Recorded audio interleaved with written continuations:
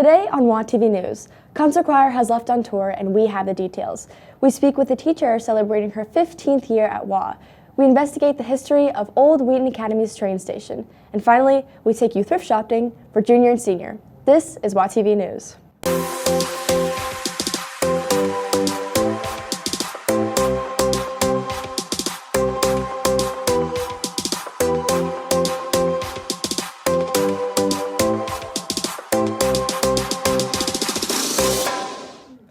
Good morning, everyone. I'm Katie Lakshan. Welcome to our 26th episode of the year and our 11th of the semester.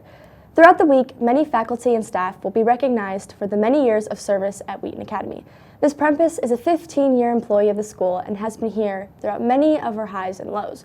Reporter Emerson Macy catches her up and talks about the perseverance. With the school year rounding the corner, we could all use some perseverance and motivation. Ms. Prempas shared about a time in her life when she needed to persevere, specifically in difficult times. One of the ways that I persevered was in my third pregnancy.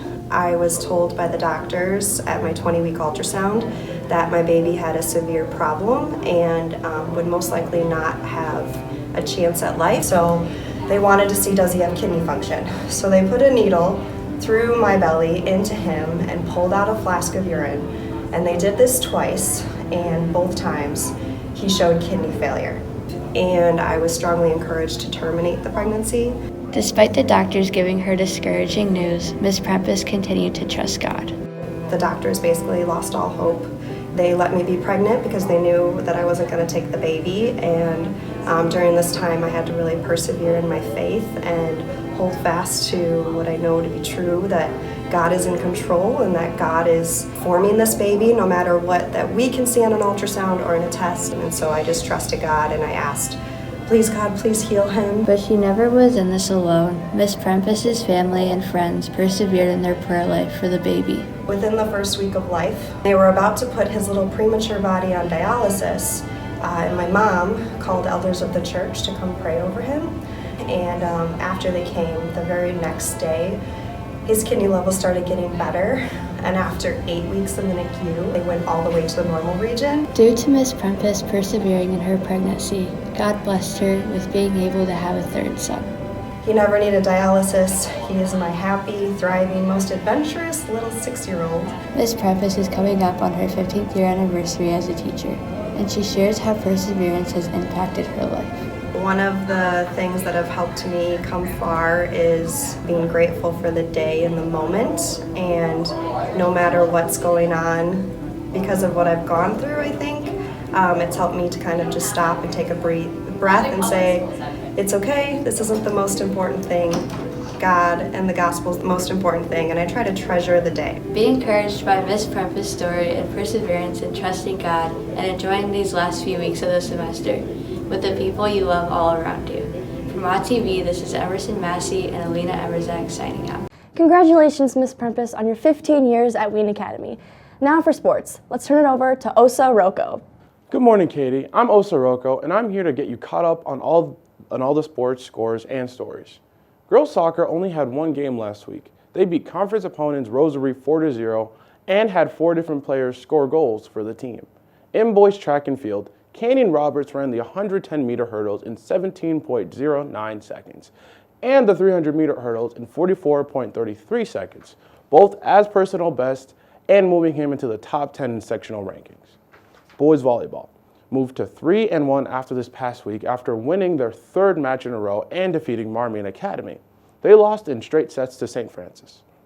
Lacrosse moved to 7-0 with 2 wins last week, but faced their toughest competition to date this week as they play Warren Township on Tuesday and New Trier on Saturday.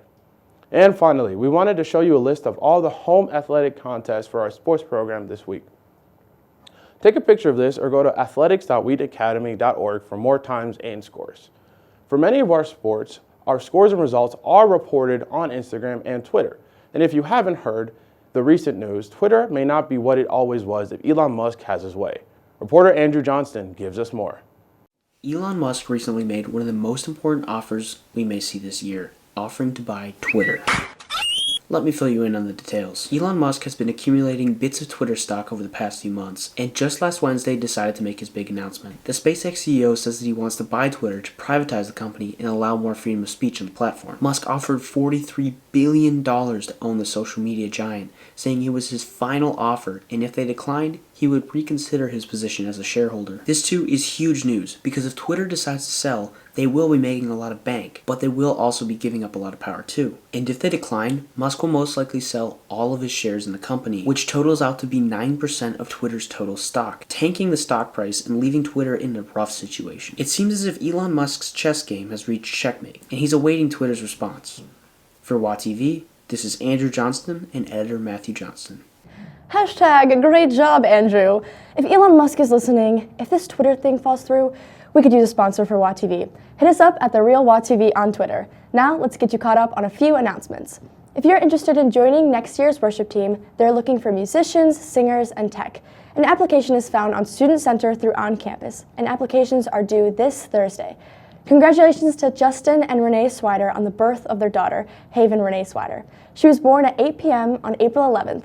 She was 7 pounds 6 ounces and 20 inches long. The name Haven was a great meaning for them, standing safe in place or refuge, a place to wait and rest when we think of the Lord. Congratulations. Again, this Friday will be a half day for the school. We will only have the first, second, and third period classes that day, and school will dismiss at 12:15. For our next report, Tyler Abrams investigates the abandoned railroad station at the edge of the school's property. Check it out. Wheaton Academy has a lot of old buildings. I mean, right behind me here, Academy Hall, it's over 100 years old.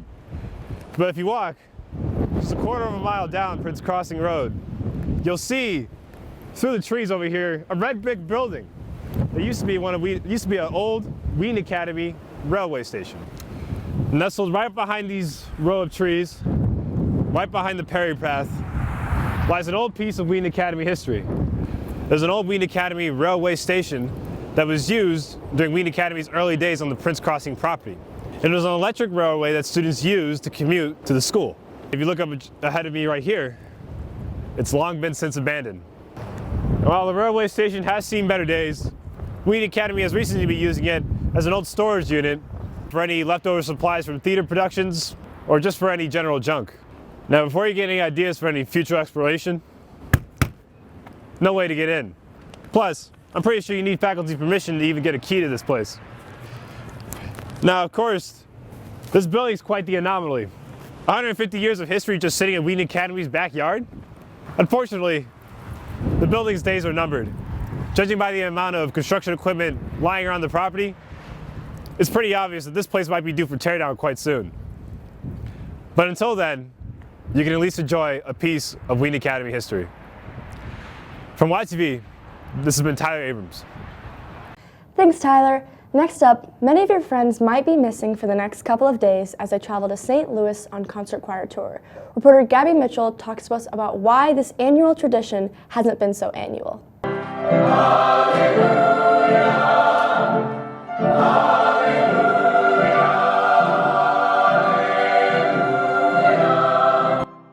The concert choir here at Wheaton Academy has the opportunity to go on tour this week, which has not been able to happen the past few years because of COVID-19. All of the students participating have never been on a choir tour, which is unique for the program. The concert choir will be traveling to St. Louis for 3 days to perform at a few different venues and will be teaming up with other local high school and college concert choirs. Choir teacher Mr. Visker says that he is very excited for the students to have this new experience and is also looking forward to sing and be exposed to the incredible acoustics at the largest basilica cathedral in the world, located in St. Louis, Missouri. The choir students will return to school on Thursday, so make sure to ask them how it went. From WATV, this is Gabby Mitchell reporting. Thanks, Gabby. With our junior and senior only 4 days away, some of you may be contemplating what to wear and where to shop. Reporter Matthew Johnston shows one option: thrift shopping. What's up, Wheaton Academy? My name is Matthew Johnston. Today, I'm challenging myself to see how affordable or cheap I can dress for junior senior. We're at Goodwill. Let's go see what happens. Let's go see what they got and let's head out.